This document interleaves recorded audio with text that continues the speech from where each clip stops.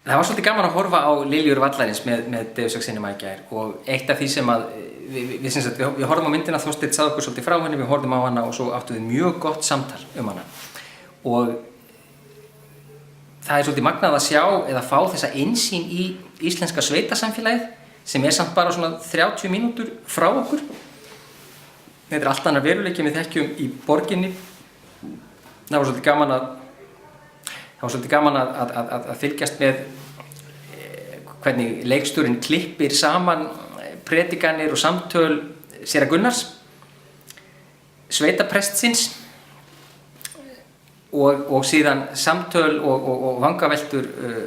bændanna sem að búa þarna í sveitinni og hvernig stóru spurningarnar þær kristallast í predikunarstólnum, í stofunni heima,